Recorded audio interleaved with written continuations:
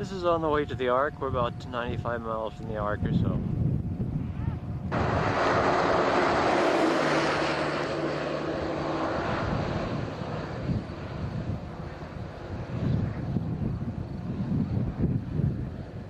Just to get some refreshments and to stretch our legs a little bit.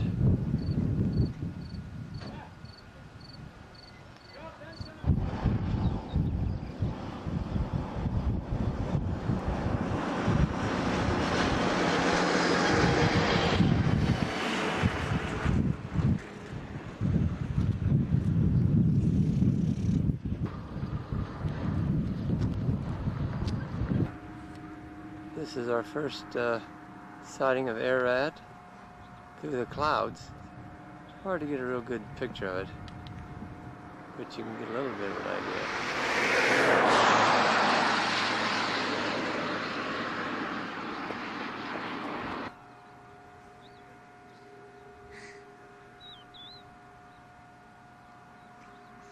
Dad, what time is the bathroom?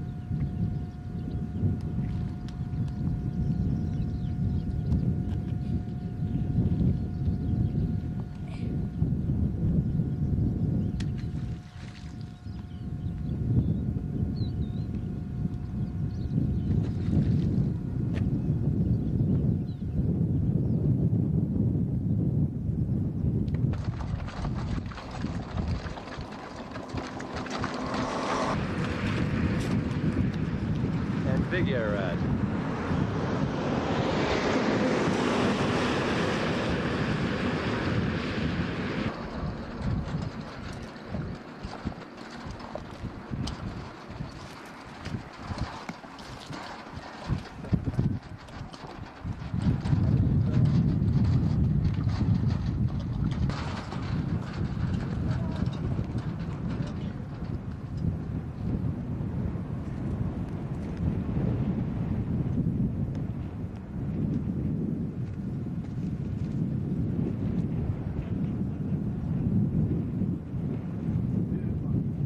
Stone, deep, Sakbasha.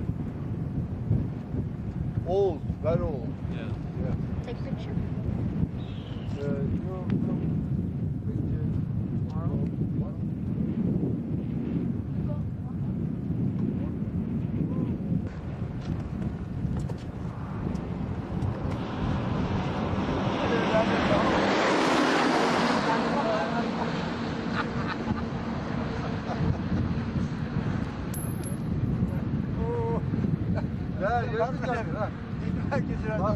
Bu fotoğrafta işte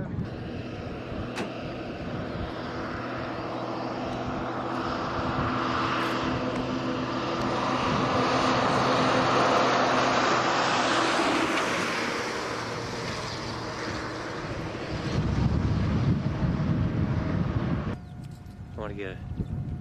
That's wonderful. Look at that.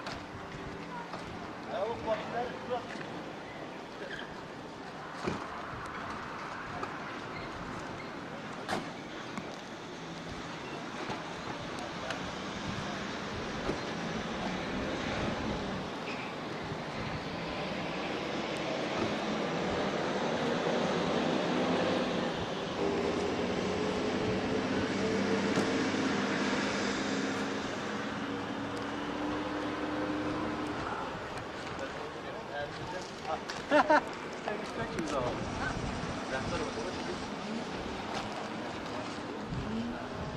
Oh, we got here.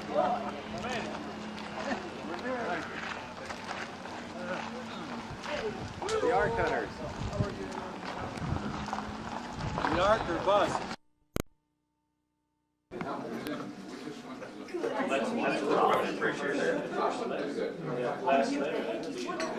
Sure would,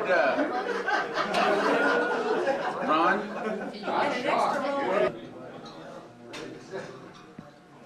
Anybody around like that car get this stuff open? It took me a while, but finally it just peeled off. Peeled off in one of the corners. All right.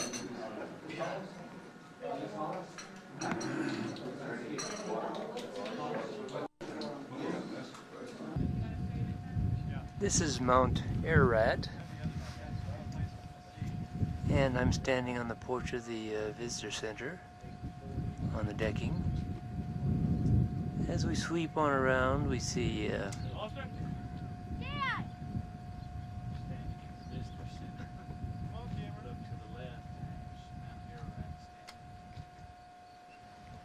little Ararat.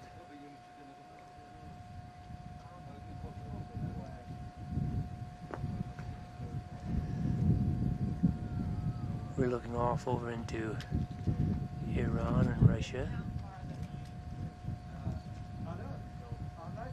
Sweeping on around, looking pretty much east.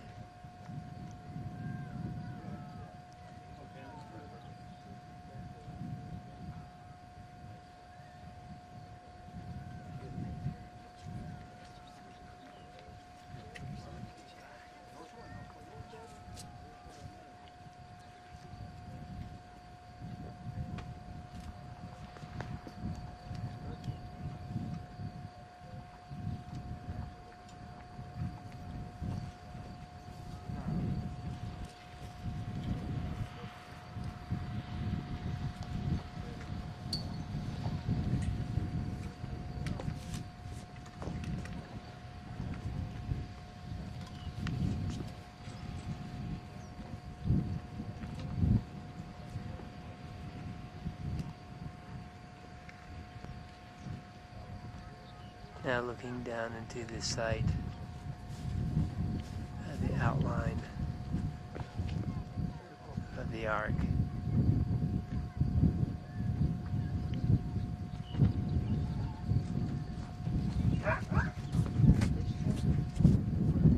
We want you to take our picture, Jody, with our camera. In front of that door. What happened to, somebody said there were restrooms here. I wonder who they are. Now they're walking down into the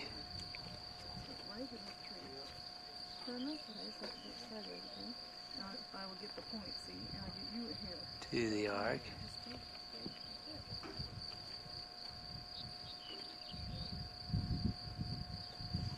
And you can see the outline there.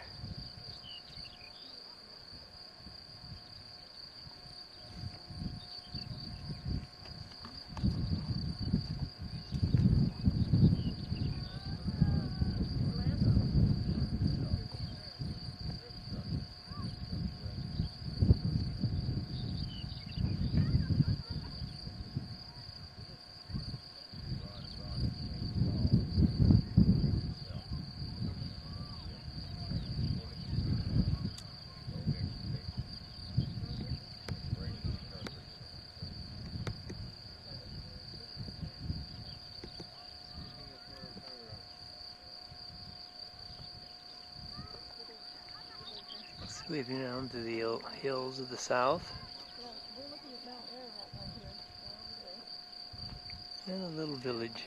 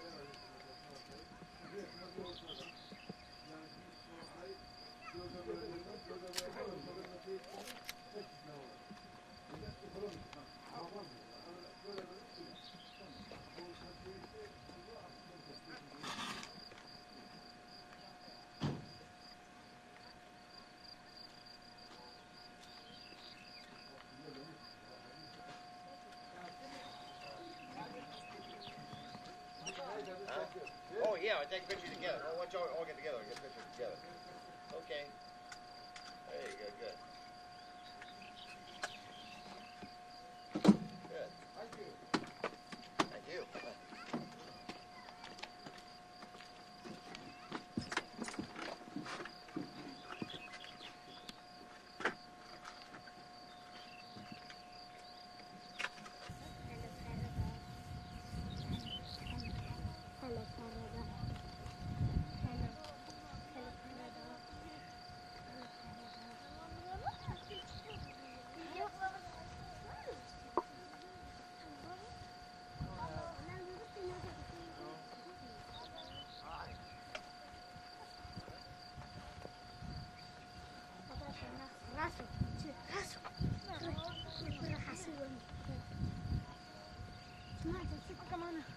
Hi. Hi. How you doing? No money.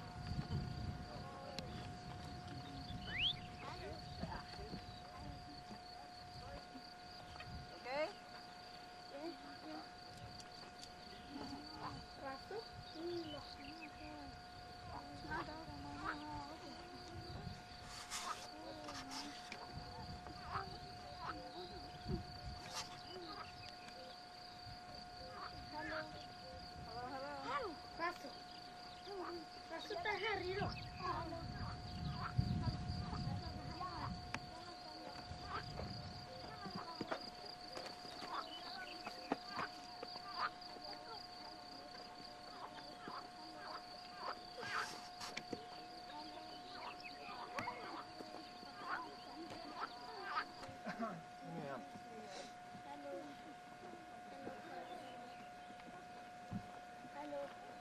We'll follow the group over there. Hello, how you doing? Huh? Boy, how you talking? I don't have any see, I got. From America. America. Oh, you want one too? Yeah. Oh, here, one for you. I cannot jump like that. No, you're gonna have to hold on to this. I'm gonna jump with the camera. Yeah, American. Americans. American.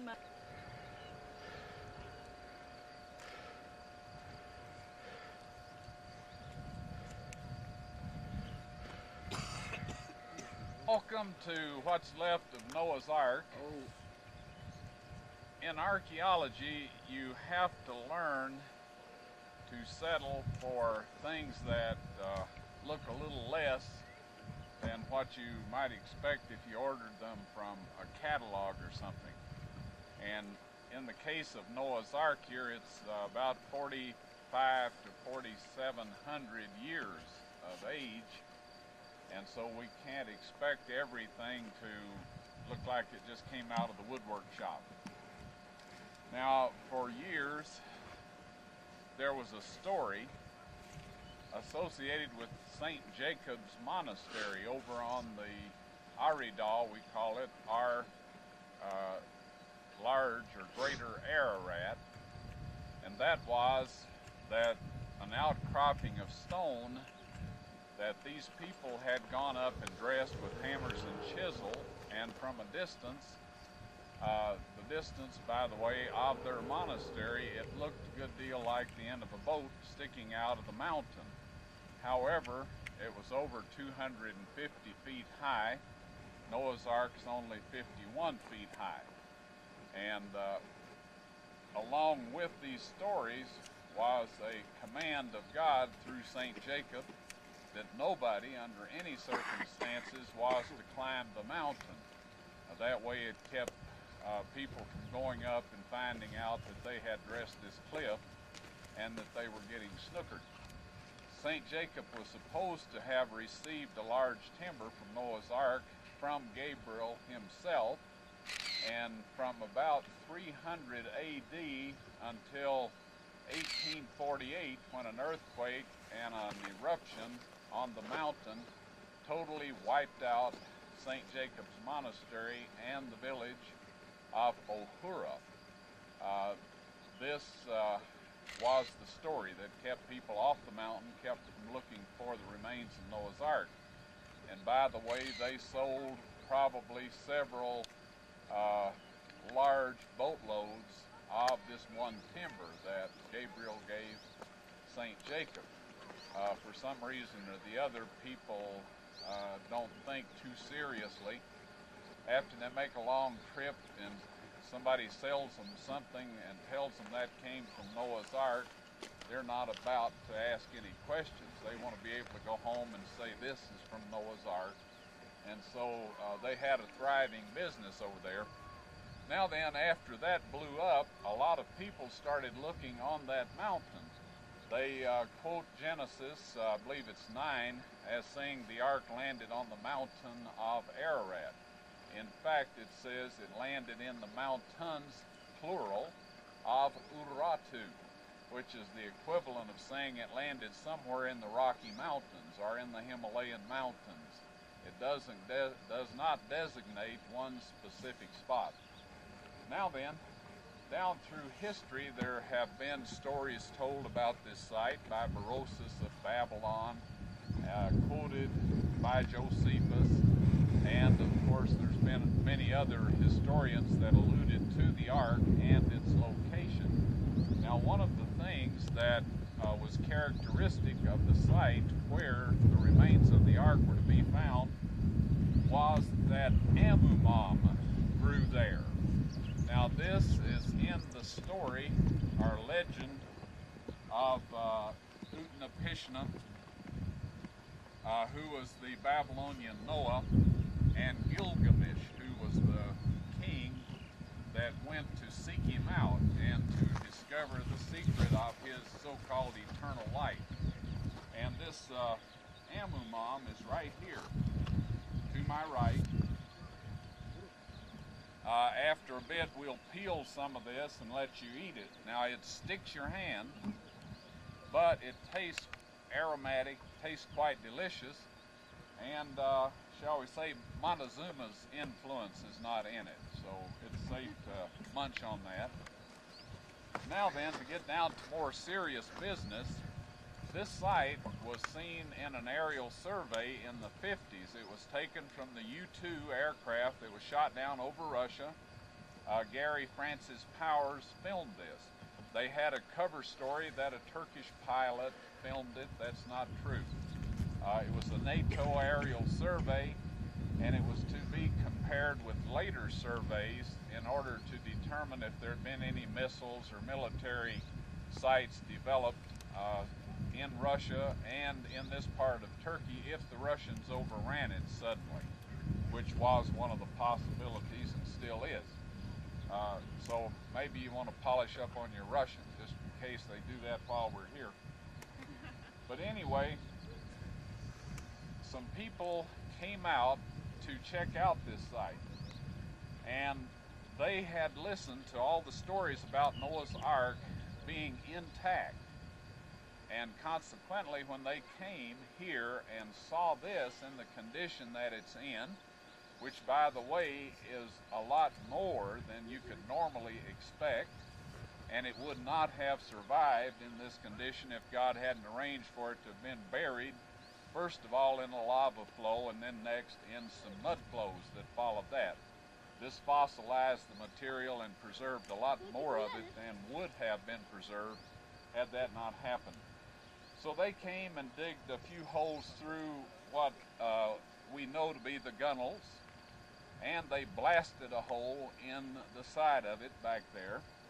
In that blast, they blew chunks out of several rib timbers. They blew a large section out of a keelson and went their way, saying that there was nothing of archaeological interest out here. Now then, these people were at least smarter than I am, and the fact that they did not do chemical analysis, metal detector scans, and that sort of thing, I believe to be providential. We're told in Ephesians chapter 1, verse 10, that in the dispensation of fullness says of times, God subdued all things unto himself through Christ Jesus. In Matthew, we're told that when the fullness of the time had come, God sent forth his Son. So the reason those people did not realize that this was the remains of Noah's Ark was not a lack of intelligence. It was simply not God's time. And so anyway, later in 1977, we came out, looked at the site based on this aerial survey, and we took samples out of the areas that they had blasted. I did not have an excavation permit and could not have taken good samples had they not blasted these holes in there in 1960. So as the Bible says, all things work together for good to them that love the Lord. And the men that came out here loved the Lord, the ones in 60, and of course I love the Lord, and so do you. Anyway, we were able to take these samples, and the results showed a very high iron content. Of course, this told me that ferromagnetic metal detectors would give us readings on this object. So we got one of those, went over it, found that all around this edge that you're looking at here on 9-foot centers, we got very strong metal readings. Now, to make sure that this wasn't something that, shall we say, didn't reflect the realities of a boat being under here, we did have an Army officer that dug into one of the big iron plates. We took a sample of that. It was 91+% ferric oxide, or iron, and it was right on the side of a large rib timber. So we have found since that time that this boat is full of tons and tons of massive iron plates and petrified wood. And as this iron oxidized during the time that the wood was fossilizing, it was incorporated into the wood. So we're able to read the fossilized timbers by this metal detection system also. Then we took a radar, subsurface interface radar system that can penetrate in this type soil down to 70 feet. And this can be focused, much like your binoculars and your cameras. So we were able to look at strata by strata all the way down through this, get the location and size, and to some degree the material or the components of the large structures that remain of Noah's Ark. Now, we were able to do a wee bit of excavating, and right behind me here you see 2 deck support timbers, our deck timbers. Now, these, you will see another one, and it's only indicated by the difference in color of the site. This is one of the things that many people miss when they are investigating an ancient artifact. They expect too much, and consequently they miss seeing what is there. Now, there's a light colored lump up here. This is a vertical timber in the boat. Right behind this deck beam or deck timber is the end of another timber, and right to the right of it is yet another timber that was part of the massive railing that went around the boat. Right below these deck beams are deck support timbers that go down vertically and support this. Now, earlier on, exactly opposite to us, were the counterparts of these timbers. However, that has fallen into the gully and is lost. So we're hoping that we can do something rather quickly to stop the deterioration of the back end of what's left of the boat here. But as you progress around the side of this, at even distances, you find these darker spots on the bank. Each of those represent what's left of a timber, and the radar scan, of course, shows that timber under the dirt that, of course, you cannot see through yourself. So anyway, all around the perimeter of this boat on 9-foot centers are massive rib timbers. We were able, down in the lower part of the boat, to retrieve one of the deck planks. This was fossilized and in quite good state of survival. At this point in time, we have a plan lined up. Dr. Roberts here has talked with some people that have the money and the will to excavate this entire object, to cover it, preserve it in a manner that will be, shall we say, quite satisfactory, and to supply an airstrip down below so you don't have to ride the bus out here for 4 hours and end up with calluses or saddle sores. And if the Turkish government will cooperate, and I am hopeful that they will.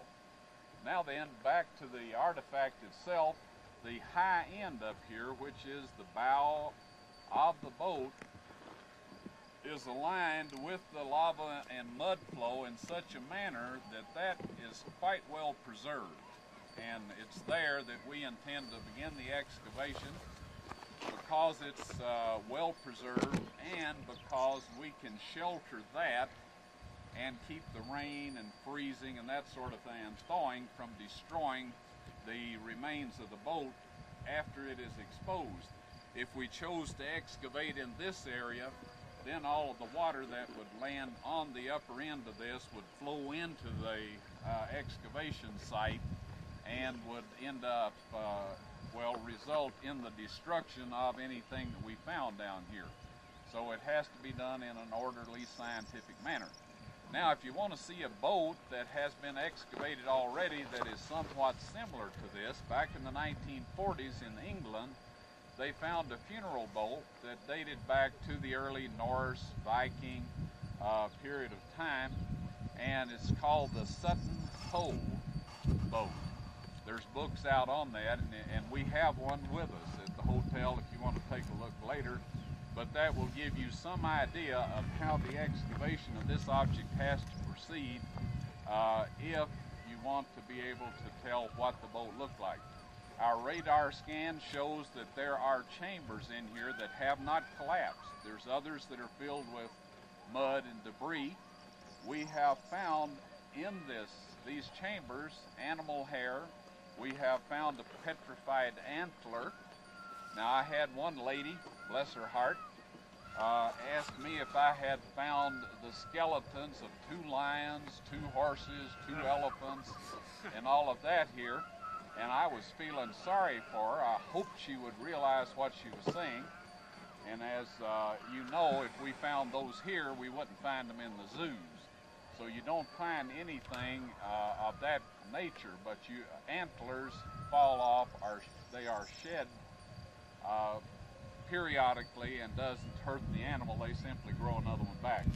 We have found fossilized animal droppings, which are referred to in scientific jargon as porpolites.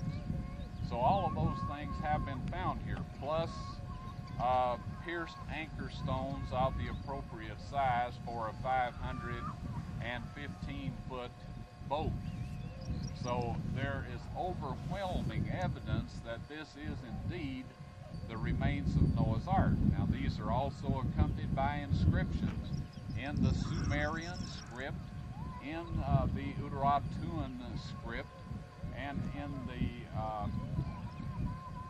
Hurite hieroglyphics. So all of these things say that this is Noah's Ark, and having been a student of archaeology for some time, as you can tell by the hair color I wear, this is more than is required to identify an object. There is no reason for anybody at this point in time, if they are informed about what is out here, to conclude or to say that this is not the remains of Noah's Ark. Does anybody have a quick question? Where are the chambers? Can we get a picture of the chambers where you took the... Well, the chambers are under the ground. We core drilled into one from the side, just behind where these sheep are up here on the side of the boat. We'll take you down to that later, but you can't see it from here. Thank you. Did you say that you dug down into one of the chambers and found animal hair there? We core drilled into it. We rigged up a device for reaching in through this core drill hole and scraping material out. We are surrounded here by locals that their idea of finding fame and fortune centers around archaeological objects. And so if they see you paying any attention at all to an object or to a place like a hole in the side of this boat, they'll make the hole bigger, go in there and tunnel around in anything of interest that might be there, like for example pollen in the animal droppings and some of the residue of the food stuff that was on board and several other things will be gone forever. So consequently you have to be very careful in what you do here and how you do it.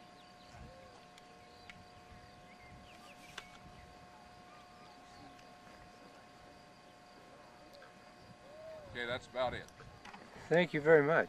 Okay, let's go back to the back edge over here and I'll show you some rib timbers and keelson that you can video. I assume. I haven't been over there this trip, but ordinarily you can.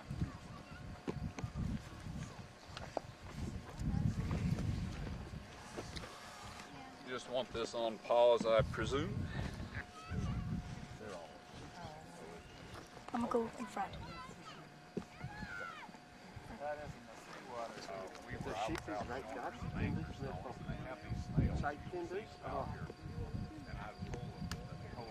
I think what he said that they go down like this.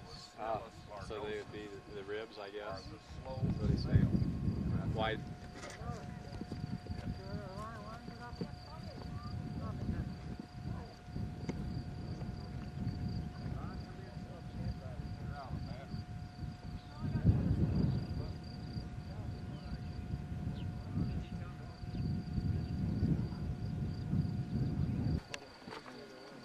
Before the earthquake. And you can see by the dark coloration there where some timbers are located along that also. When was the earthquake? This earthquake was in 1978 in the December 28th, as a matter of fact. It's one of the best Christmas presents I ever got in my life. Did an excellent job of excavating this. How much dropped away actually? 10, 20 feet? Was it fairly flush with the back? It dropped away approximately 28 feet from the rim, all around the sides, except for this right front quarter. And that, I guess, is referred to as the starboard side in nautical jargon. Now, if you'll focus over on the side here and see where these lumps like material are sticking out, and also where a little different formation, a little elliptical formation is in the sides of the boat, those are timbers. And that's the decomposed ends. This is what happens when the water soaks in. In the winter it freezes and the crystals expand and fracture the material, and then later in the spring it'll rain and just wash it off. So if we don't do something to cover and preserve this, there's not going to be a whole lot. That's right. There won't be a whole lot left. Yeah. Because it turns to dust rather rapidly, doesn't it? That's right, it does. Now then, if you'll catch this view right here, as a matter of fact, if you can get a little on the outside there. Okay. All of the, where the guy's walking by with the colorful jacket, that's a deck timber. Back to the left of it's another one. See, this is where the top fell in, and that's a jumble there of deck timbers. But we have it on radar so we can sort them out. Yeah, where Dr. Roberts is, right by him, is the deck timber. And where these guys are, those are timbers. Here's timbers. Here's another timber. There's timber. All along. Yeah. Now this dark one right here. That's right. That's the deck timber. And right here's a timber. Now that is a deck beam right down here. 9 foot centers. Yeah. Yeah.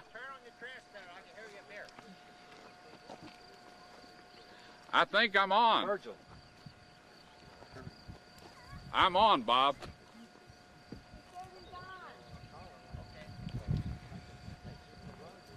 Out of the valley that's supporting the left side of this area right in front of us here where the gentleman with the red shirt is located is sinking, and it will ultimately fall out and leave a big hole here.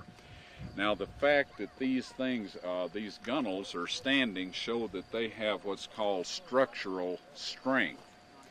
Otherwise they would have long since just crumbled away and been carried down the mountain with everything else that is flowing steadily down towards the bottom of the hill.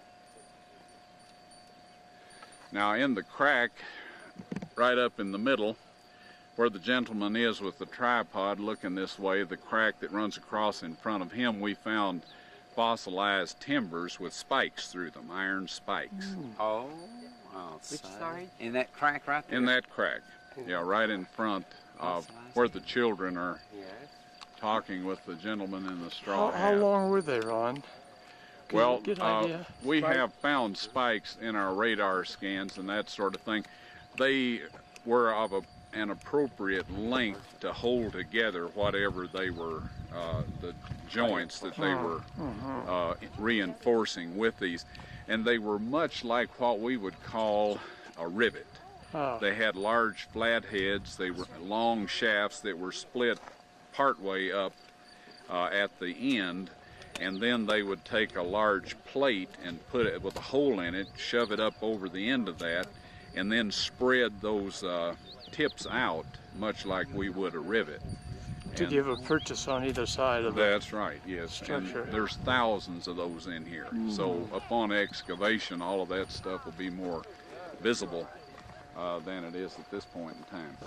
Metal spikes be something like iron spikes through rail, that type of thing, or any suggestion of there any alloy? Well, the alloys appeared in the ballast. There are tons and tons of chunks, there's a term that escapes from ingots of flux, this sort of thing, the tailings of aluminum alloy production. And that's what's used for ballast in the boat. And that's where your titanium, aluminum, manganese, and some of the more exotic metals are found. Now it's possible that Noah was instructed to put those in there so they would have a ready metal supply post-flood. I don't know that to be a fact, but it would provide them with quite a good supply of these metals after the flood was over. Also, these were quite heavy, and they were rather compact, fairly easily handled. And they put them in, shall we say, segments in the bottom of the boat, and they framed around them so they could not shift. One of the problems that sailing vessels had is that their ballast would shift in a storm, which means it would shift up on the side of the boat when it was tilted dangerously into the water and result in the boat capsizing. Now this was housed in a manner that it could not shift, held in place, and so along with several other very unusual and advanced methods for assuring the existence or survival of this boat through and after the flood, that was very impressive. So then, if I understand you correctly, the alloys are somewhat quite sophisticated then. That's correct. Are they brick size or bigger? Much bigger? They come in different sizes. They're, you know, about all a man can carry, roughly. I assume that may have been the determining factor when they brought them on board, is that one person could carry and them. They are all located all around in the bottom ridge? of the boat. Yes, they are. Now then, this was designed with a flotation collar. The hull was a double hull, and it was protected with large keelsons that protruded out from the side. This was insurance against it running into rocks, of course logs and debris on the water, and this sort of thing would be knocked away harmlessly. And a boat that did not have this type of design would have suffered very severe damage in a violent storm with all of the trees and stuff that were getting thrown about in this storm. But anyway, back to the flotation collar. At the top of the gunnel it flared out, and there was a large open empty space in there that appears to have been a flotation collar all the way around the hull that would have kept it from tipping over too far. To add buoyancy. Add buoyancy on the outer edges or perimeter of the boat, yes. And that can be visualized down in where the gentleman in 1960 blew a hole in the boat. Any ideas in terms of the ratio of how much freeboard there was? Did it sit pretty low in the water, or was it more like a cork? Any suggestions of how it rode in the water? Anything I would say along that line would be purely speculation. You would have had to have been there. I can make some observations, and that is that the keelsons, it's unlikely that more than one of those keelsons would have shall we say, rode above the water level, if you follow me. There was probably one, the last one up the side would have been approximately water level. And that would give us some idea as to how high it would ride, and if that were the case, it would be better than half submerged. Of course, that would give us stability too, from violent rocking. Lateral stability, and also this would tend to mute the wave effect and make a much more enjoyable ride for the folks that were inside and the animals. Animals, quite often, if they get terrified of something, they're very difficult to handle. And in addition to the consideration that they might harm the human passengers on board, they could very well cripple and kill themselves, and in their response to the danger. So the overall effect was that this was a safe ride, and apparently a fairly tranquil one, because all the animals that came on board, as far as we know, survived and went out to multiply and replenish the earth. Thank you. Yes. But it was not on the site when I found it. No.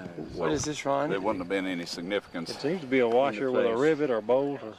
This does, in fact, look like one of the ends of these large rivet-type metal things that I described. This is the top of the shaft, and this is the washer. And that had slipped my mind, but that looks very much like the head of one of those rivets. It looks like a rivet. Before, did you? Oh, yes. Yeah. Yes, nice. It looked like a rivet. It was in better shape than this one. Was it? Yeah. Been torn to pieces.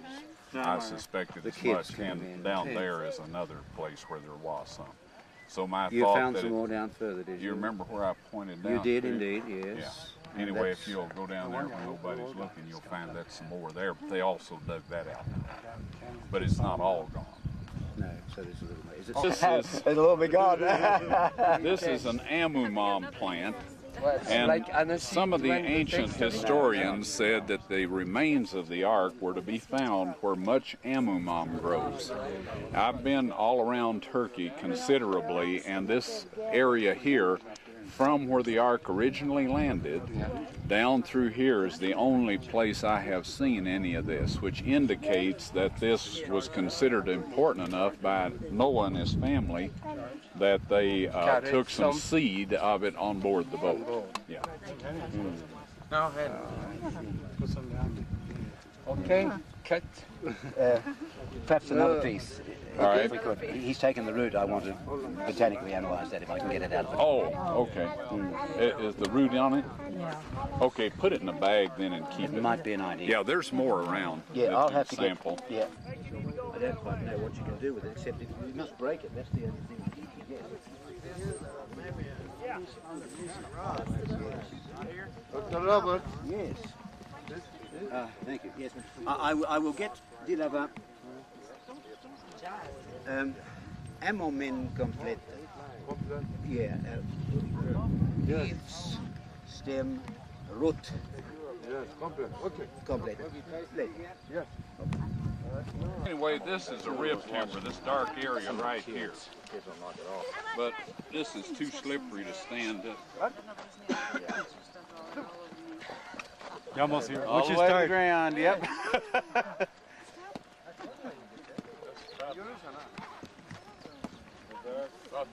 We don't have a stick that's long enough. Right up there is a different color and texture than the rest. That is the top of a rib timber. Right to the left of it is another rib timber, and another and another. Now, Hold a second, Ron. one of the large keelsons comes right down through that little gap up there and right down along the side here. And then there's another one that comes down and around, and this is one of the portions out of here that sticks out.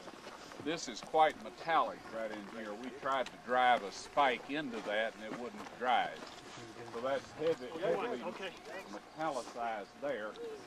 And then there's yet another one that comes down right along here that goes down under this. So we have 3 keelsons right along this side here that will be quickly and easy excavated when we get ready to start. Yes. So anyway, once we get started with this excavation, we should have spectacular results in a matter of a week. So all we need to do is get started, and I think that'll be the, shall we say, the trigger that starts the total excavation and preservation of Noah's Ark here. Side with me and I'll show you what it is, and you can walk by there and just take a quick look. There's something that looks very much like a stone up on the top of the wall in a recessed area. If you look carefully, you'll notice it has rope marks in it. This is where they tied off the end of the rope that was fastened to the boat and attached to one of the large anchor stones.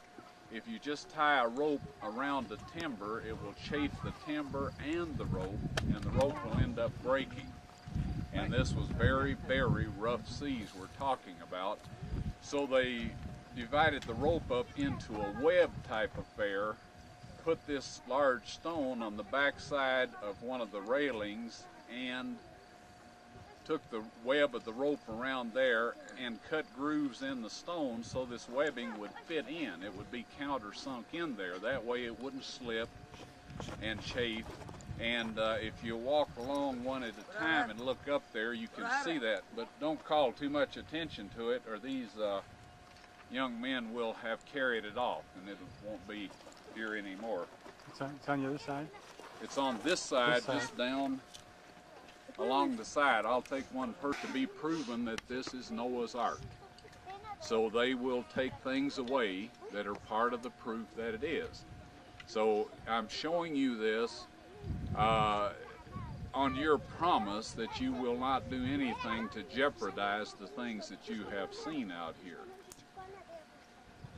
Okay, thank you. Toward the is a rock that Ron was telling us about that has some markings for the rope, to keep the rope from chafing and slipping, to create purchase to the anchor and the attachment. I think the line goes across on the port side of the bow there. Midship, I should say. I think that where it's worn in there.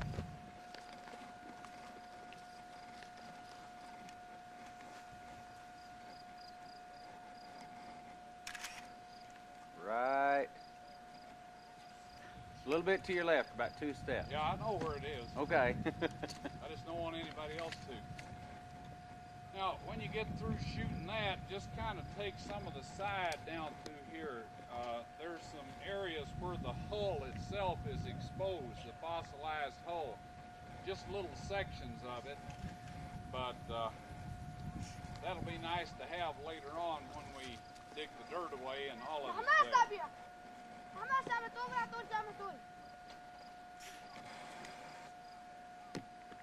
what we have is some aspiring movie stars.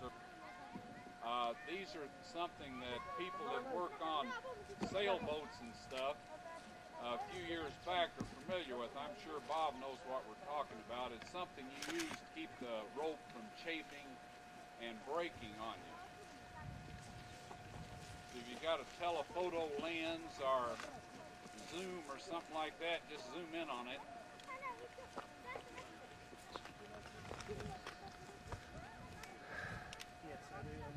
Now, as you walk along this part of the ditch, there are pieces of the metal brackets and parts of the ballast material. It looks metallic and it feels quite heavy. So those are going to be lost anyway. If you find you a little piece to take home with you, no problem. We don't want to take stuff off the boat itself, but once it's fallen over the side, there's no reason that you shouldn't take it, because all of that's drifting down into the valley and will soon be gone. And maybe even right under me. I can't lean out far enough to see it. To your left. To my left, down through here. Yeah. Oh yeah. Now these little guys are coming down there to see what it is that's so interesting. So I guess if you've got some footage, we'll just move along. Make something else interesting. I think that's probably about all you want to see up here. You've seen the timbers where they're sticking out and that sort of thing. So Ron, where did you say we could pick up stuff down here? deposits on the outside of some stones. That won't do you any good, basically. If it's heavy, then you know you've got some metal to have analyzed. Okay. I know. The course, where you took the course sampling excavations on the other side? Well, we did it in several areas along here. Oh, yes, that's right. It's around on the other side. Area where they blasted a big hole out of it. If you do get up in Took the a hole, core sample. notice some dark colored parallel things in there. Those are fossilized timber. That's where we were able to figure out some things. Yep. I have photographs of it at home, so you won't have to come up there if you don't want to. Just kind of duck down and look in there, and you'll see some dark parallelism. Those are the timbers. Where did the hole? Bishop, and those people blasted that out with black powder. Yeah, you got it. The experts. How do you get back? Go ahead and take you. It may be if you'll carry it up, I'll tell you. Did you see anything, Jody? Just rocks and then some different color ridges. There's quite different color stuff in there. Thick things that go, you know, there's lines. That's fossilized timber and gunnels. Sun going out when you get through there. We'll take pictures there. Yeah. See, all of it We'll take pictures. The area that was blasted. And we see some fossilized timbers in here. Looks like they're about to do their thing. Doing a little slipping. Give me a couple of shots. I want to come down right about where you are. Can't say you didn't warn us. Yeah, the way I do it is I kind of hunker down and you know, but whatever works. I just don't want to hurt my camera. Jody, see what that rock is. See that rock at the bottom layer? Is that a piece of wood? Jerry, where's the fossilized wood? He said these, the brown, the dark brown? I think that's what he said, the dark brown. The fossilized is the dark brown. It's the dark material that is in a line. See, it's parallel. See it running across there? It extends off into the bank. Oh, I see, going across. Well, it goes in several different directions if that's like it used to be. It's collapsing in and all that sort of thing. Jody, did you get where you could touch that rock? Yeah, someone, where I can touch it. Well, what did you think? Horizontal. Is it just a rock? It looks like a rock, to tell you the truth. Part of the gunnel, if it's thick, take as part of the timbers. Did Vandeman have it? He's pointing to the fossilized timber that is actually part of the hull of the Ark. It was blasted out.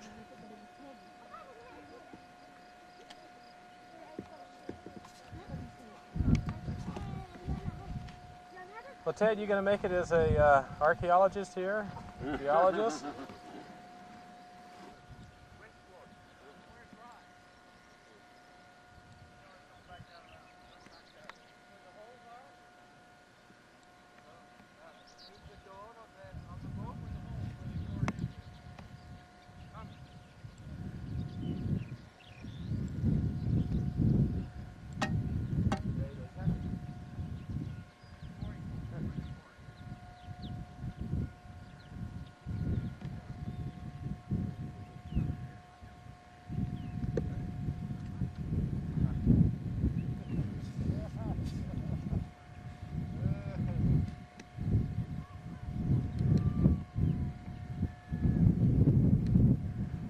There's Mount Ararat, the cloud formation coming in.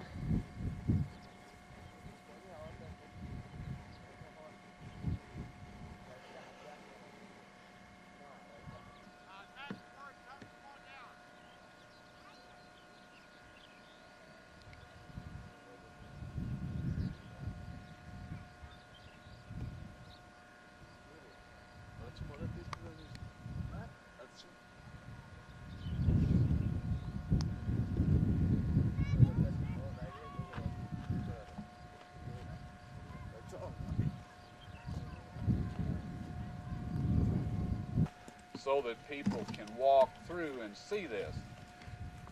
Folks being what they are, however, we're going to have to use, has not petrified to the extent that it is solid as the piece I have back home. Consequently, when it rains and that sort of thing, it erodes some of the actual structure away here, and that's why it's pitted and all this sort of thing. When we excavate, we'll be able to pull this section away from it, and then you'll be able to see a quite well preserved section of the hull of the boat. Now, as somebody just mentioned a minute ago, if we just come in here and dig the covering off of some of this fossilized material, the first winter it goes through, it'll destroy it. So we have got to cover it first and then excavate it. So that's why it's going to be so expensive. If we just came out and dug the dirt away, we could photograph some very impressive stuff, but that would be the kiss of death, and that is not what archaeologists are supposed to do. And we, of course, as Christians, are supposed to do everything decently and in order. So when we do archaeological digs, when we find pottery, we film it, document it, preserve it, and then we go on. We don't give it the blind dog in the meat house or the bull in the china closet treatment, because doing that will get you booted off of an archaeological site, and for good reason. These people don't know the Lord's coming. They think this stuff's going to be around for years, and we had better treat it like they want it treated, or we won't get to do the work we need to do to share this with people and witness to them about God's plan of salvation. Yeah, I think that's about all there is here. Now, up on top of the hill back here is exposed Cretaceous strata. It's around here in several places, but this particular site we should be able to get to with the minibus. Now we have about an hour and 10 minutes before dinner or lunch will be served in the little building at the top. Oh yeah, see that red blinkers. Thank you. It just didn't feel like hearing all that stuff. It wasn't anything. That ought to be an easy picture. Somebody put their arms around it.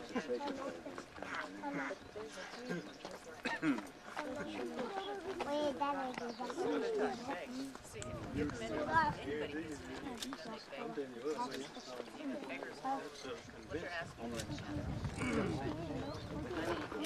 This is a part of the fossilized Ark of Noah. This is part of a bronze piece of bronze metal that was embedded in a piece of wood. Now, whether this is part of the head of a spike that went down in front of it, I don't know, but there's also some of it back this way, so it looks like that all of this area is part of a bronze spike that was in a piece of wood, which this represents here. So I think basically you have a cross-section of a bronze spike and a piece of timber from the Ark. Isn't that incredible to think that maybe Noah himself may have had his hands on that very piece? It's quite likely. Of wood. At least one of his sons. One of his sons or one of his workmen. Yeah, did. Yeah, that's quite a nice specimen. Thank you very much. When did they do that? When was this built? Oh, this was built earlier, but I'm saying the highest grading was fairly recent, I think. Well, if you look carefully, Bob, you can see the outline of one of the keelson coming right along below more than that, where those rib timbers are visible there. You see the different colors, and you along there, and also you can see the reflections of them in the shape. Well, down about 8 feet, if you'll look, there's a line across there, kind of on an angle down, and that's one of the keelsons on this side.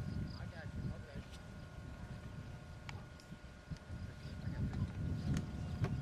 This looks like the path of least resistance.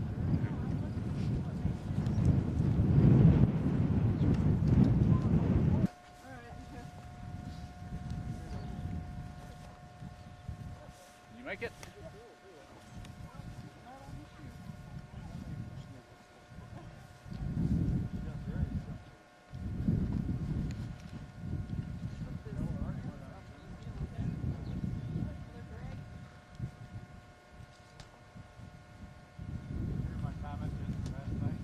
This is the visitor center that is being constructed.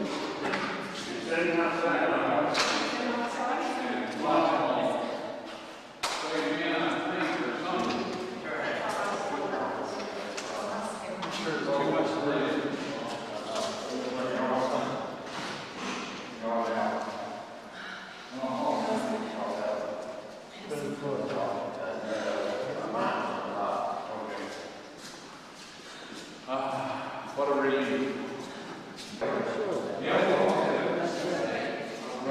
We're now in the visitor center, preparing to have lunch.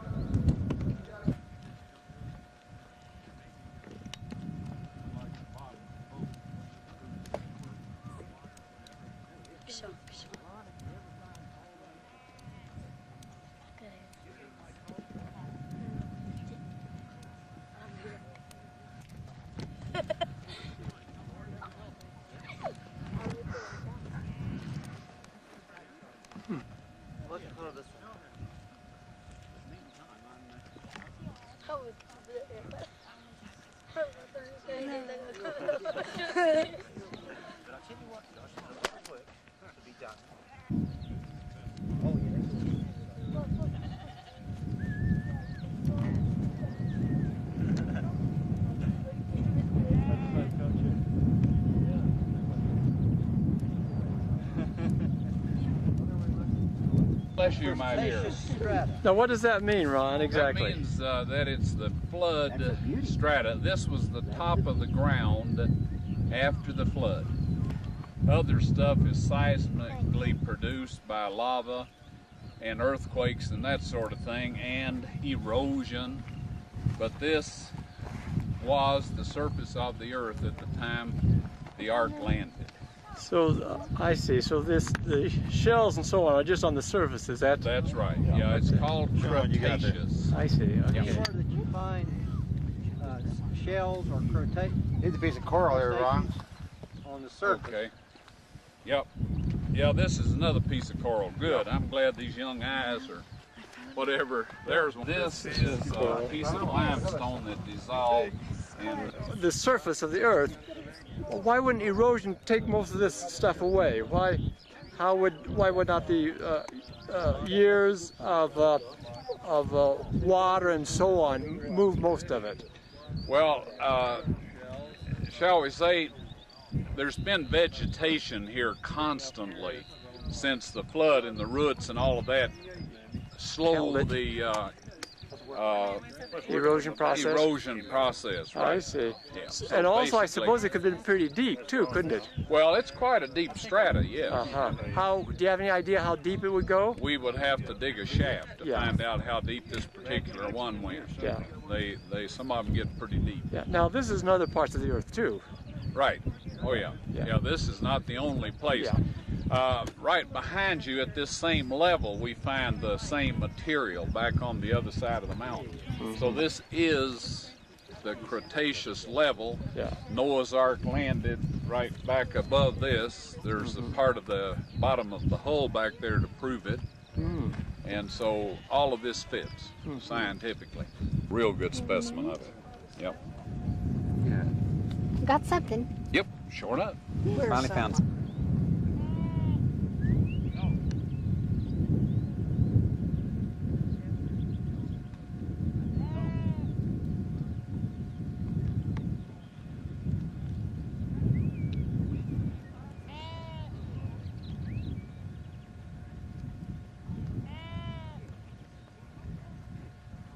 To haul hennep in footload.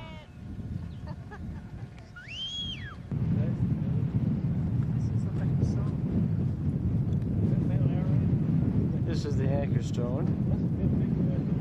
Inscription.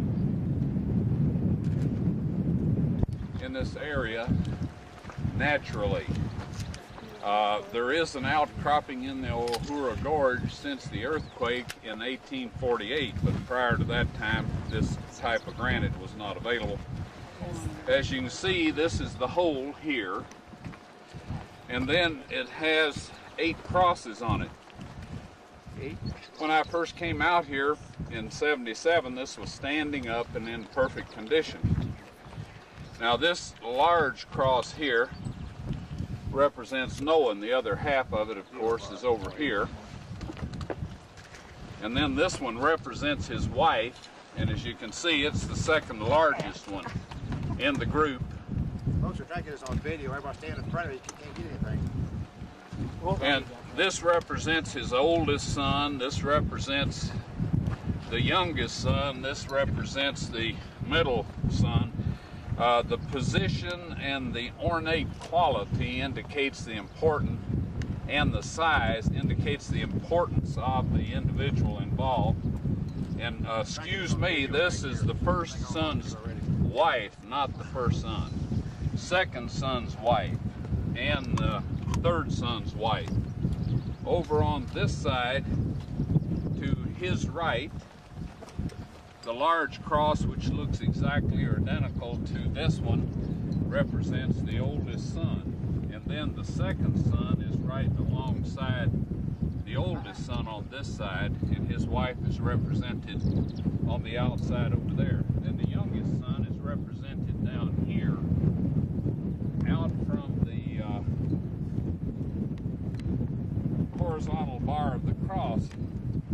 Now this could represent two possible things depending on the time.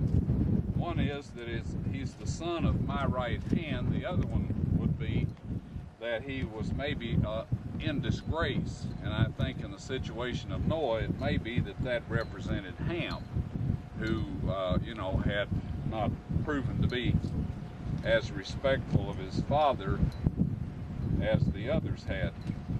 So anyway, these stones are all 10 feet high and pierced at the top in this manner, and to date we have found 13 of them, all in a line down through here to the boat. There's 3 right up by the boat, and since those villagers break up and carry off everything that you pay any attention to, you didn't get to see those today. Oh. And you won't until such a time as we excavate and bring them into the housing for the ark. Because to go out there and look at them would be, they'd end up like this, and that would be a tragedy. It's possible that we can take metal rods and drill this and reassemble it at some point in time. But what would be even nicer is to try to ensure that some of them survive without getting mutilated in the first place. Well, what about the crosses, Ron? Why was the cross used as a symbol back then? These are Byzantine crosses. These do not date back to the flood. These are about 3rd, 4th century AD. So these were Christians who were telling the story of the flood. That's exactly right. And they knew that this was an anchor stone related to it. Exactly. Yeah, that's right. Now there's a lot of artifacts over in this village graveyard, including one of these stones that is in fairly good repair that we'll go see in a little bit. But next we want to stop by and show you the altar stone and the corrals and all of this sort of thing where Noah apparently settled in and finally died. So we'll go over to that as soon as you're through here. Are there any crosses on the other anchor stones? Yes. By the ark? Well, the ones that were buried and just recently came to light, there's no crosses on those. But the one that was setting up, it has an inscription and petroglyphs showing a boat, 8 people walking away from the boat, and a rainbow over top of the whole thing. Wow, are we going to get to see that one? No, that's the one up by the boat. I'll send you a little piece of video that it's on when you get home. That's the best I can do. Love to see it. Yeah.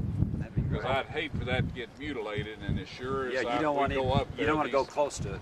You can't. How much does it weigh, I would. Tons. Huh? 12 tons. You think? Yes. I figured. Granite, yeah. Yeah. They're quite heavy. Let's put it that way. Well, Ron, They're quite heavy. Well, it looks like part of it's sheared over 3 tons. here. Would that suggest then in the 3rd, 4th century AD that the ark might have been more obvious? Well, there was something else that was more obvious too. You see that white wall there? There's some sections of it down by the village. On this side of the village, it's a light colored wall. That wall had plates of stone with inscriptions showing the same thing I just described to you.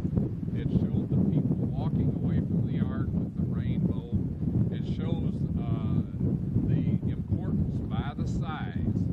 Well, all of that, because I came out here in 77 and showed interest in it, they cleared all of those plates off and have sold them. They're all gone at this point in time. Now, I hope that perhaps there's some under the ground that were covered like the small pyramid out at Giza. You know, it was covered partially by sand, and the part that was covered by sand still has the outer shell on it. And so I'm hoping that there is some of that still left on that wall underground. But as you can see, we have accumulated an observer up here, and if he sees us showing a lot of attention to something, he'll be rounding up the troops and carting it away, but I don't think they'll do any more to this here. I hope not, anyway. What's the elevation here? The elevation here is about 5,200 feet. It's considerably below the arc, and I'm glad you asked that. It appears from the fact that there's several anchor stones in that village, and there's another one of these not too far from here that we won't take you to today, but it appears that, as the Bible states, the ark came to rest in the mountains of Uratu. Now, 150 days after the flood began.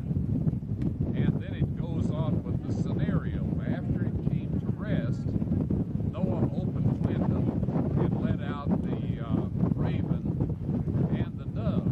Well, the raven could go out and land on floating, bloated carcasses, and that's what it liked to eat. So it just flew back and forth to the ark and out to these bodies. Didn't come back into the boat. But the dove came back in, and then on the second trip out, it brought the olive leaf, or olive branch, and at that point in time, Noah took part of the covering off of the ark, looked out, and saw the mountain tops. Now then, if he were on top of the 17,000-foot mountain, he wouldn't look out and see any mountain tops, because these were all, you know, underwater at that point in time.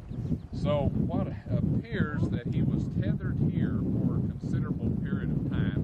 They were in the ark for a total of 1 year and 10 days. Now, they jettisoned these anchor stones and drifted on down the valley and into the area where the boat finally came to rest. And so there are anchor stones here and right up close to the ark that, like I say, in order for them to survive, I couldn't show you those this trip. There's one about 8 miles back this direction. There was one in Ankara. That's what the city was named after. It was one of these giant Egyptian, so-called Egyptian anchor stones. Ankara mean anchor? Yes, that's what it means. So anyway, we know the approximate direction that the ark came in until it landed. Now, how did you find these? We were riding along the road in a taxi, and I just simply said, Lord, because this engine died at a 90-degree angle from whatever you want us to find. The motor died 3 times, and out from those were these anchor stones here, Noah's house, and the grave markers at another one, and the boat formation at another one. Very scientific approach. How do you know it's Noah's house? Because the grave markers were inscribed, and they were right in what we would call the yard of the place. And it was a very uniquely built structure, very unique. And we will have to just build a model of it, because when they dug up Noah's wife and got all of that money from that put a gold fever in this village, and they went out and totally dismantled that house. We'll show you what's left of it here in a few minutes, but You take pictures of it? I have some video of that, and we'll send you little clips of that along with the others. Well, so it was fairly intact when you found it then? Pretty much. The roof was not there. The walls of these ancient houses were routinely built of stone, and then they laid wooden rafters across the top, and on top of this they would put reeds, and on top of that they would put sod. And so anyway, it's very common for these ancient houses, everything to be intact except for the ceiling. And when we get up to Ishak Pasha, you'll see some of that. We'll either get up there later this evening or tomorrow, so you'll get a look at what I'm talking about there. And that plant you're holding, is that significant? This plant appears to be one that is in an inscription that is a formula that will be talked about in one of my books in the near future, but it won't be talked about today, other than just that. Thanks for asking, though. I did. Yeah. It's not.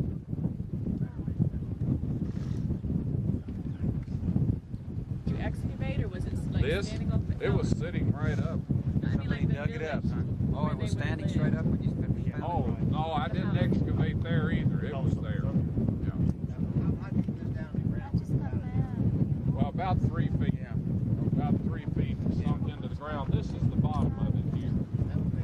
We'll take it. All that was down, and the rest of it's sticking out. All the clay pottery. What's all the clay pottery? It appears, and there used to be a lot more of that here, that somebody venerated this spot. I don't know if you're familiar with the fact, but the Japanese bring food and things like that to their dead ancestors. And this, they're supposed to, at night, enjoy this stuff.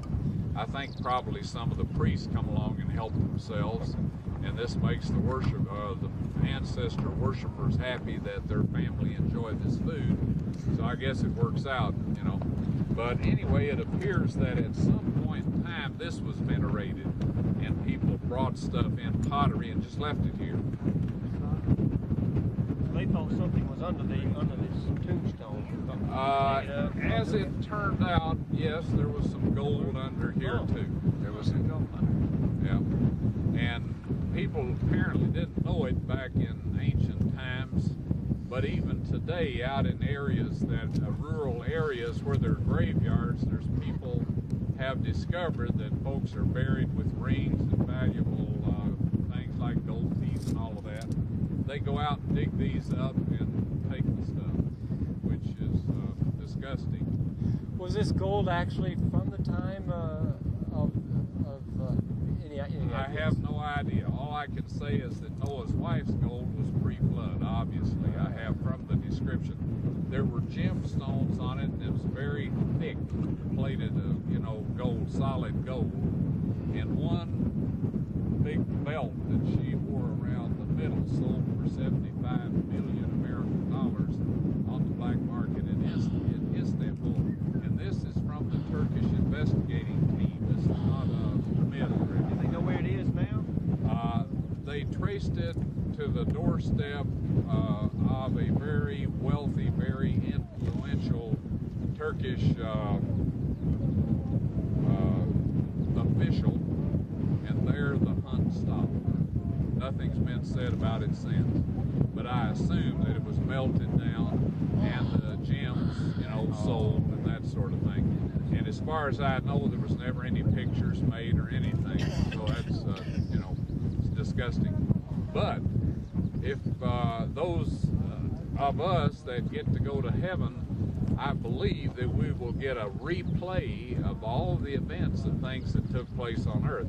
Now, if you recall, the prophets were able to see things that had not happened yet and to see things that were history.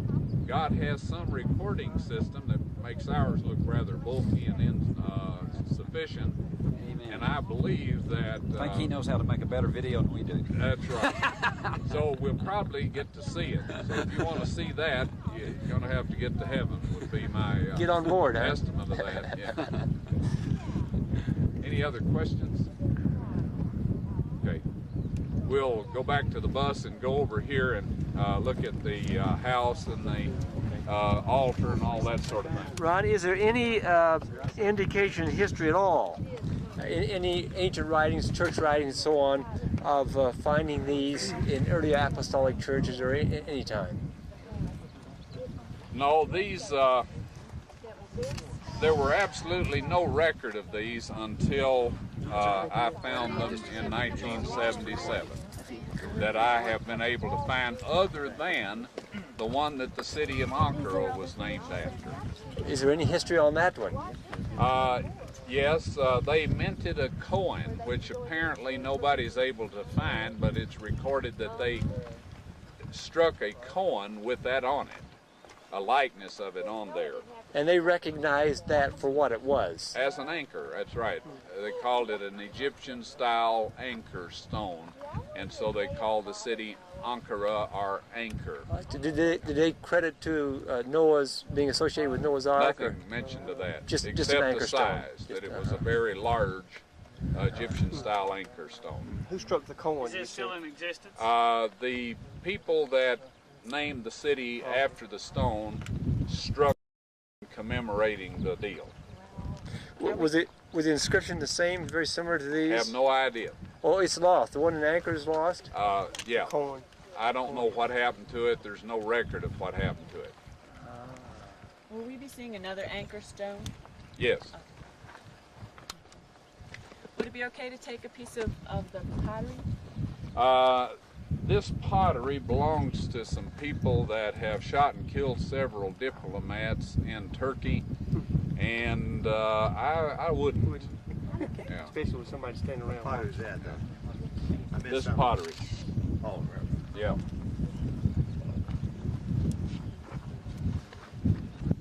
You have eyes watching you on the side there. Oh yeah. Be a fairly recent vintage. I mean, it was here in '77, but it's not nearly as old as that over there. Doesn't look to be as carved as No, well. it's not as ornate. It's amateurish. Do you want it turned back over? Oh, let everybody else see it. Delavar! So Ron, basically this is the valley that it came. No, this way. Right down through here. Okay. It came from there. Oh, right the other one. This is the valley right across there. Right through here, uh-huh. Uh-huh. See, right down there. Uh-huh. Way, way, way out. There Uh-huh. was is the first anchor stone Ah. that Ron, he didn't find it first, but it's be the first one on the trip. Uh-huh. Then on another peak, way, way, way down there, Uh-huh. which we won't go to because it's so far, is another one. And then this one, and then it goes right down to the village where see. there's a bunch of them in the village, and then they're just dotted all the way in a direct line to the Ark. I see. And it's about 19 miles in a direct line. So it drifted quite a ways. Of course, it had a long time to drift, I guess. Yeah. So it went on. Oh yeah. So off we go.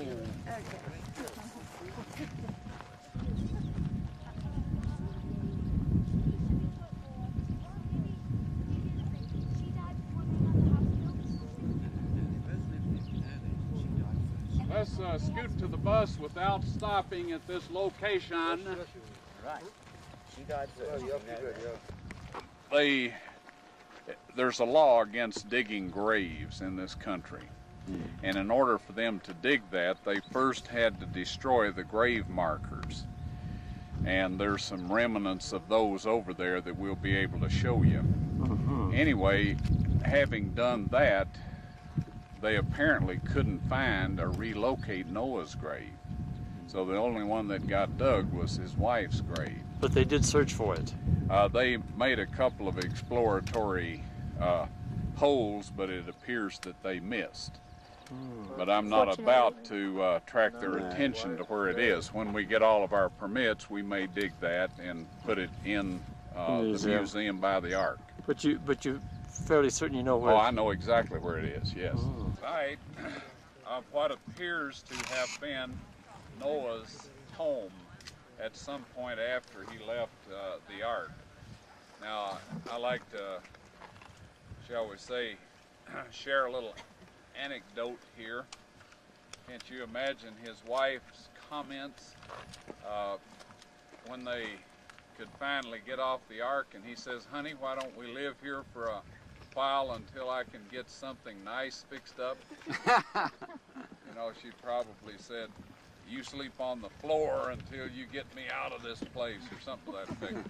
But anyway, this house had an extremely thick wall, and the windows were such that on the outside there was kind of a small opening that, say, a wild animal could not have gotten through.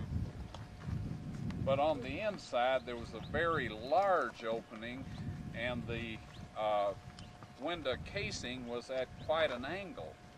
That way, the little bit of light that entered the hole would be spread throughout the room. Do you get the picture on that? So that's something that I had never seen before until I saw this. And that made me wonder if perhaps that design was built into the ark in some manner in lighting the ark up, if they didn't use some technique like that. A small hole so not much water could get in, but then have it angled on the inside so that the light was spread over a large area. Now then, right off in this area were 2 grave markers, and we have those on film at home. I took them in 1977. Now, we made a little booklet and made sketches of all these things, and one of the people, a real good Christian, and if you didn't believe it, just ask him. Have you met those kind of folks? When I meet them anymore, they don't get anything. But at that time I was rather naive, so I gave him one of these books. Well, I was going to bring the group out here in 1984 and show them this. We got down to another village where there was some old millstones, and I showed them that first. While I was showing them that, I saw this guy off with my sketch of the grave markers, showing them to one of the villagers to see if he knew where they were located. At that point in time, I decided that we didn't have time to get out here to see this place. But he persisted, and finally he found somebody that knew where this was, paid them $400 to dig up Mrs. Noah's grave. And again, I have the description of the people that interrogated the guy that dug it up, and some of the folks that saw it as it migrated westward and was eventually sold for over $100 million on the black market in Istanbul. Now that's a pretty impressive sum of money for jewelry. I was told that she had a head dressing of some sort that was made of gold, necklaces, bracelets, but the main thing that she had was some sort of a large bodice that was solid gold and encrusted with many gemstones. And as it turns out, like I said up on the mountain, the only way you're going to get to see that is if you get to heaven, and I assume we'll get a replay of all of this. But they dug this grave up, and if you want to walk over and look, you'll see it's quite a long grave. There was a sarcophagus appeared in Ankara about that time that was 18 feet in length. And so anyway, it appears that they missed Noah's grave, which is in this area. And as you see, we have our guests back with us again, watching to see what we might show interest in. So we're not going to show interest in anything they can carry off and sell to somebody. But when we get started excavating out here, one of the things I hope to do is just come back and excavate this grave of Noah. I doubt seriously that he will have the type jewelry that was on his wife, but at least we'll get to see what size he was and perhaps see something from his period of time that might have been buried with him. Now, when they apparently got word back that this thing had sold for that much money, they came out here and systematically destroyed this building. When I first saw it in 1977, it was pretty much intact except for the roof. And ancient buildings usually have lost their roofs if somebody hadn't lived in them recently. Now then, if you want to go with us up to this large stone right in the saddle of the valley there, that appears to have been an altar.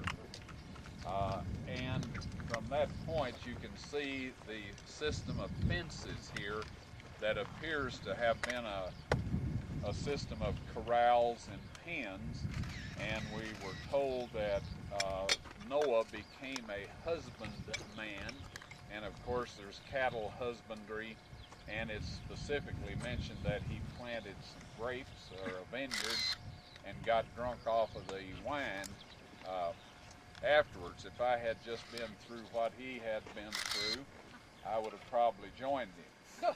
So, yes, question? Was there also same thing, altar by the ark?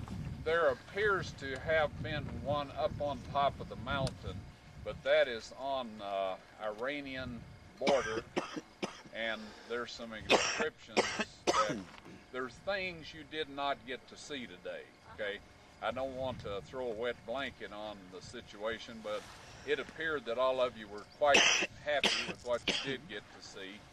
There's some things that we would have, shall we say, risked the objects and maybe risked ourselves, because there are trigger-happy people up on top of that ridge, and so for that reason we didn't show those inscriptions.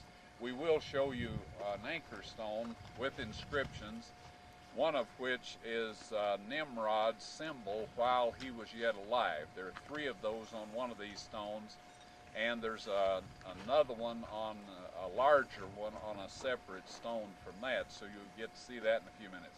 But I think we best go on up and see this before the sun sets, because once it starts down out here, it happens fairly quickly.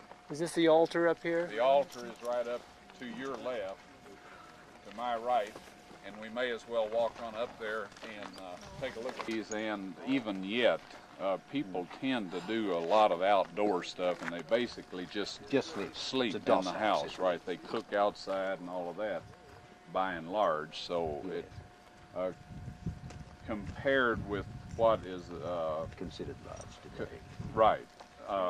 Back in those days, this would have been a very large sleeping quarters. Yes. Today, of course, it wouldn't be that big. No, that's the way it was used. Is there any suggestion that maybe there's more to the house than just this too?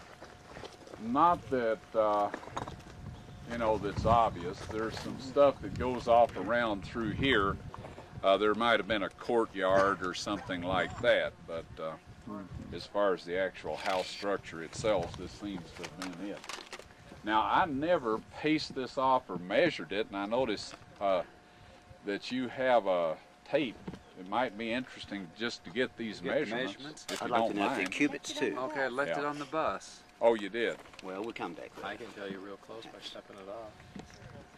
Yeah, the thing is, you're apt to twist your ankle unless you can find a smooth place to walk that's right, you know. Yeah, get This is Noah's wife's grave that was down in Noah's wife's grave. How about that? This is what they dug up and found all these artifacts. Found all the gold in there. Okay, you would have been facing east. Intact wall with no house.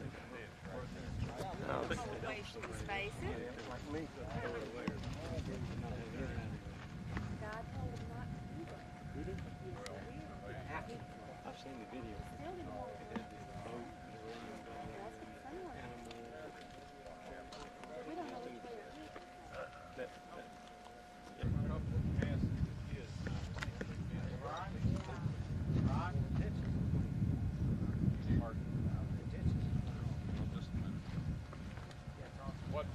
Now this is where the, looking in the area where the anchor stone was, where it's suspected that the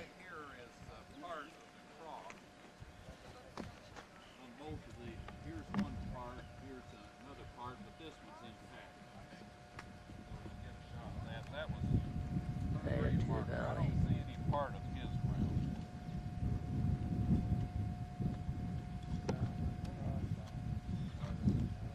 That was her grave? 5 yards. Oh. This, I think, was an attempt to find his. Did you know where his is? Yeah, I know where his is. Yeah. How large were the grave markers? I have pictures of them. You know, I didn't measure them. They were pretty good size. I see the cross right there. We could find all kinds of stuff. I may be mistaken here in yellow. What I thought was For the grave marker. see something somewhere else. Shadows could I have electronics that I can find. And this one is hers and it's gone. But the other one we're not gonna have to, right? Because we don't want it to be gone. On the wall of Noah's house.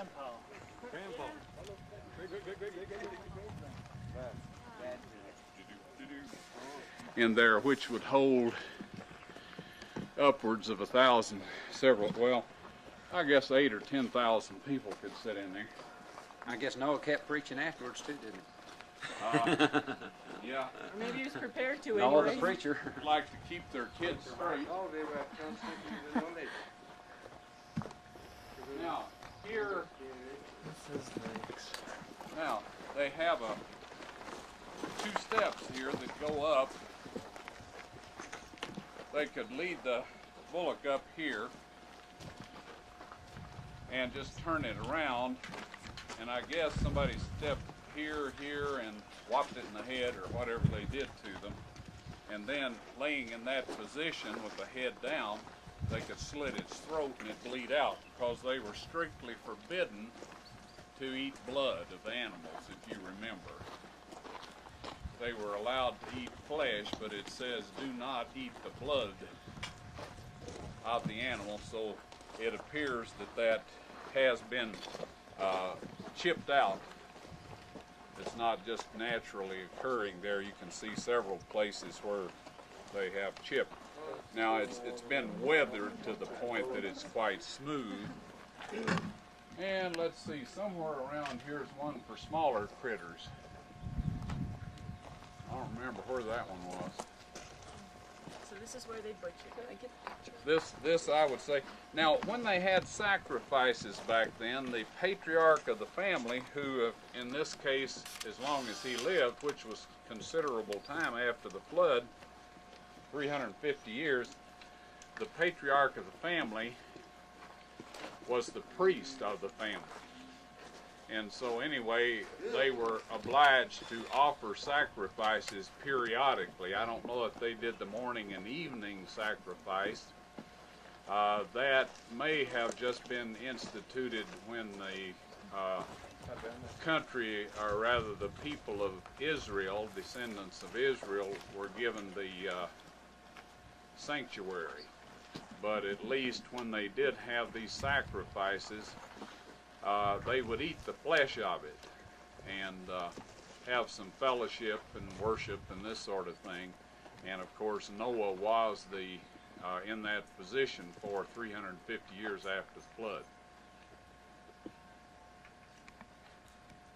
Any bones found around? I haven't had a bone around the neighborhood that is a fossilized bone.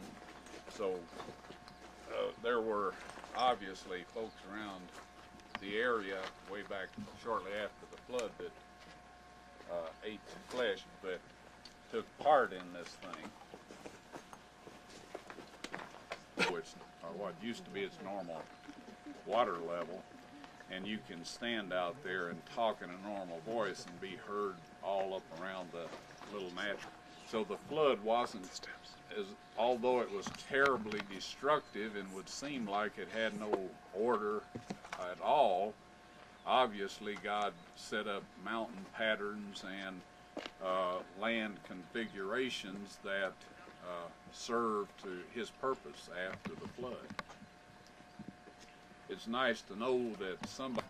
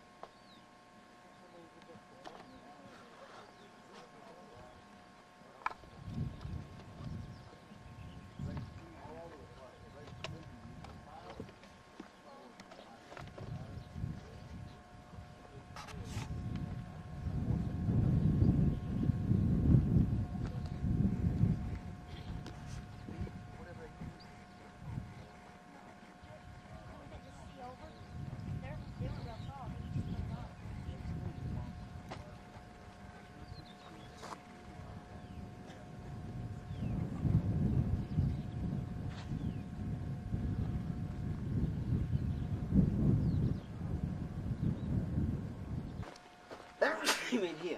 Yep. Looks like somebody originally kind of chiseled it out, and then from use it got worn quite smooth. And if they still...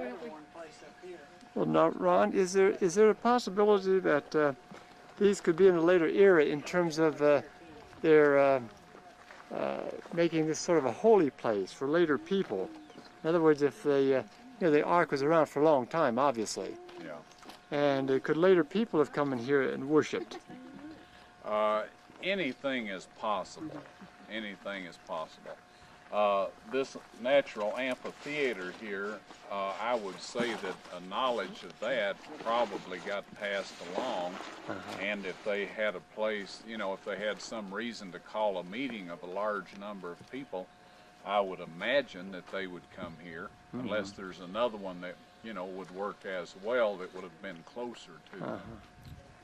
So I think that, that their probabilities are pretty good that this was kind of a revered place. Used for many years afterwards. Well, I don't know what use it would have been put to, but I would imagine people would want to come back and see it, the Ark, what was left of the Ark, and what all, this area here. Yeah. Well, what language is that? Turkey?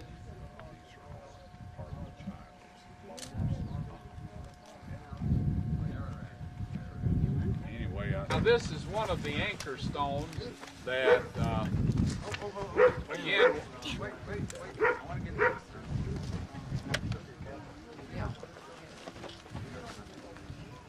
Wait. Tough on your fingers. Okay. All right. This is another one of the anchor stones from Noah's Ark. I'll point out a few things to you here that once you notice them, shall we say, will tend to make good sense.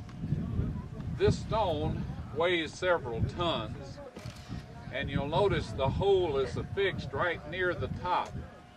A stone of this weight suspended with just that small portion of itself, when suspended in open air, would snap off. In water, there's a considerable amount of buoyancy, which would make this thing work in water, but not out in the open air. So that way we know that it was designed to be used in water. All right, now on here, originally there were 8 crosses, like on the other one you saw up there, except these are of a crusader style. You'll notice that some of this material has been knocked off and that there's some crosses in here. This tells us these crosses were added later. And some of the design right here, for example, this one's been added later. The original 8 crosses here are similar to the ones up there, except again, these are Crusader and not Byzantine like the other. But the most significant thing about this anchor stone to me is these symbols right here. This is Nimrod's symbol when he was alive. Now, if you remember in the Bible, he said that he would make a pathway to heaven. This is what the builders of the Tower of Babel said. And the cities that he built have these symbols on the bricks. He claimed that the ark was his doing, and that man was spared by his doing, in spite of God's intention to destroy all life on the planet. So this is the symbol of the ark below, and the symbol of his pathway to heaven. The vertical shaft on here, the horizontal shaft represents heaven. So this is Nimrod's promise, and there is probably some pretty good reason to believe that the Tower of Babel was a bit more than a pile of burnt brick and tar. However, we haven't found that yet, so I'm just saying God's response to what they were doing seemed a little bit inappropriate for just a ceramic tower. Now then, after Nimrod died, this was moved to the top, symbolizing that he had gone to heaven. And of course its name today is the Egyptian Ankh, A-N-K. But Osiris that was worshipped in Egypt is none other than Nimrod. And Isis was Semiramis, and Horus, of course, was Tammuz. And all through the pagan world, they worship these people, their ancestors. And so anyway, there's 3 of these symbols on here showing the relationship to Nimrod. There's one more, and with the sun in my eyes, I can't see it. Okay, thank you.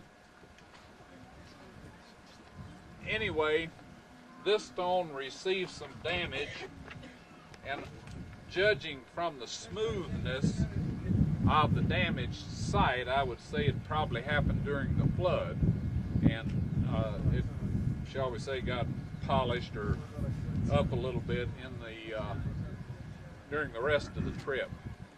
But I wasn't there. There's some things that you can extrapolate by the appearance, but there's the possibility that a person could be wrong also.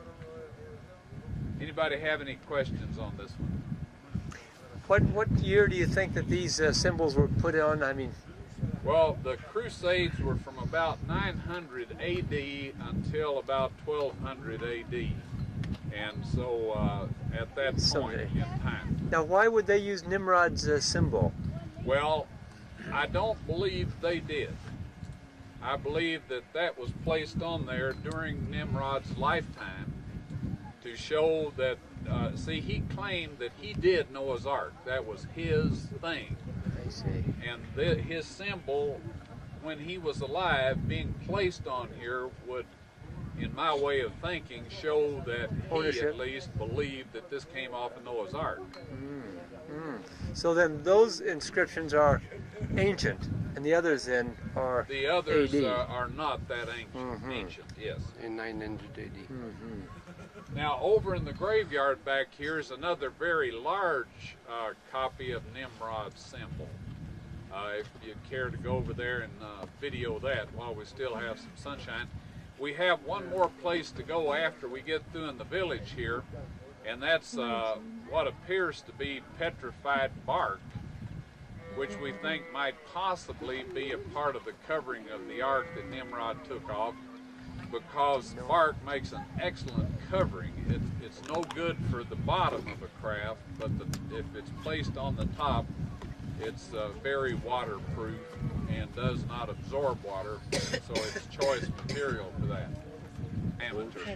In the center, we have a 9-inch diameter area, and we have a ridge in there that's designed to fit in the knot of a rope. So if you pull the rope through, tied your knot in it, and pulled it back through and placed it just right to according to this groove that's in here, and you can get up on this and take a look if you want to. Then when the water swelled the cord up, it would fill this very snugly, and you would have no chafing. So it's quite an ingenious method of preventing your rope from wearing in two in the violence of the flood. It's amazing. Well, Ron, I assume that these stones then were all tied onto the ark before it even began to rain, right? That's the way I would have done it. Yeah. Yeah. And so it. As the water lifted the ark, they just lifted with it. That would have been the sensible way to do it. There would be no reason to laboriously put them on the boat and then throw them over later. Good observation. But you stated too about the top breaking if it was held up in the air. Right. Proves that it had to be released while the boat was afloat. That's right. Yeah. Thank you. Another good observation. So that's Ron, the writing on there. Yeah. Is that Turkish?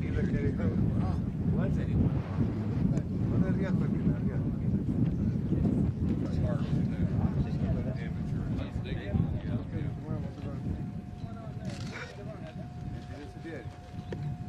Did. A bocce gone on his night.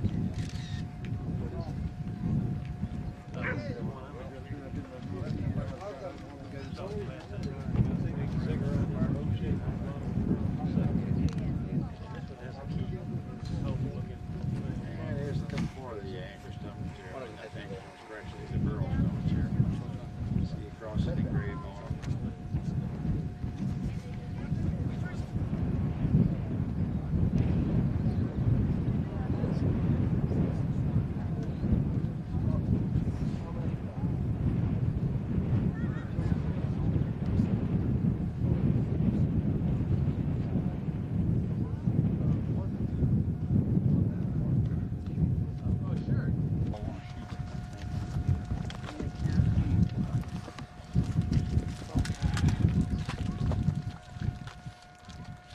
Over there. Disappear.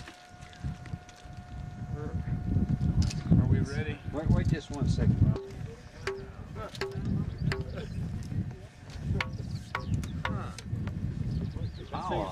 Somebody was good with whatever's good. Play a tune on here.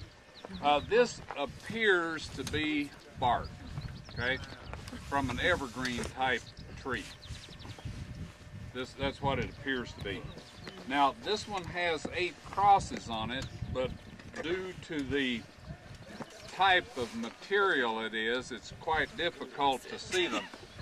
This is the large cross here and comes across this way, and here's a cross right here, and I can't even find the rest of them. Here's a cross here. There's one over here. Oh yeah, here's one here. There's another one right in here. There it is. Yeah. And then here's one right here. And there's another one around here someplace. But this apparently was standing up at one point in time, and the road passed right by behind you here. Now what I have observed is there are more of these over through the field, but it's quite a hike and it would be dark before we could get finished. So if y'all want to see them, we can do it tomorrow. There's 2, 3 more of these, I believe. Are we ready? Wait just 1 second, Rob.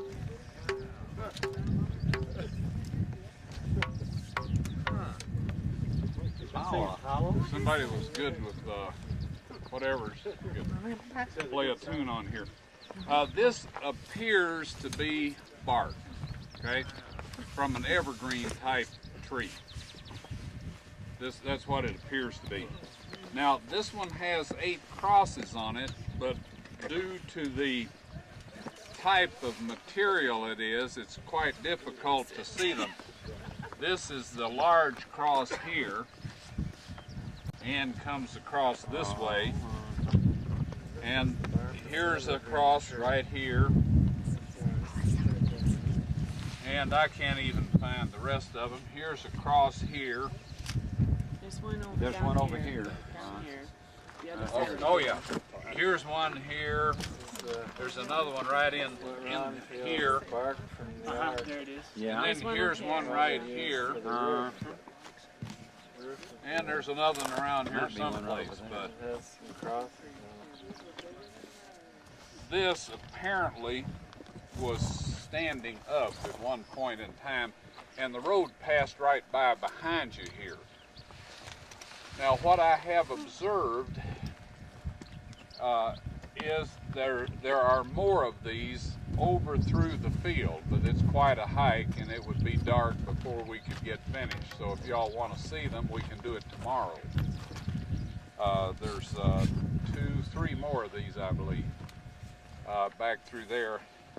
But it looks as though one of these was set up at each roadway going into this village with the 8 crosses. And that is how come it was referred to as the village of the Eight.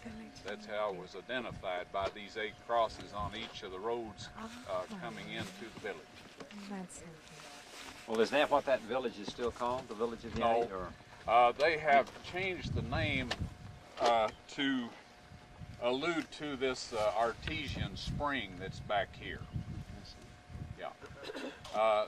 Since the earlier inhabitants left the area, the name was changed. Are the other pieces this big that are over there? Well, they vary in size. They're not all this big, but they do have the 8 crosses on them. Yeah, you need a rock. It doesn't work with your hands.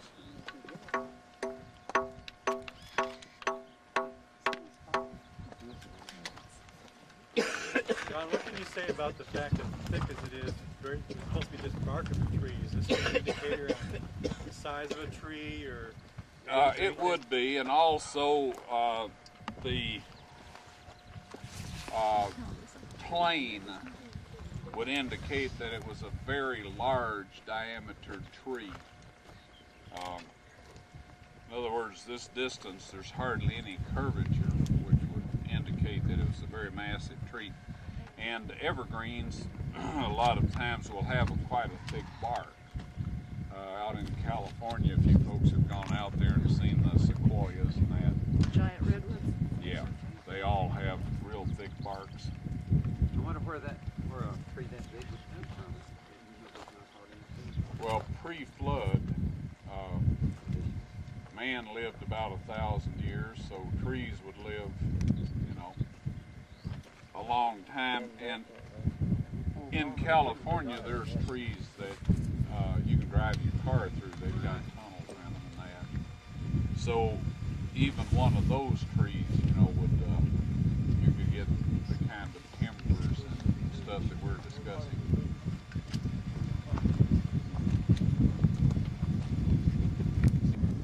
And since the ARC, in every other way that we have been able to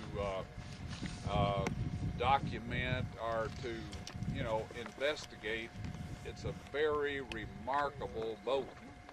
It could not have been designed better, so I don't know why there wouldn't have been a bark covering. That would have fit right in with all the other wise decisions in the design of the boat.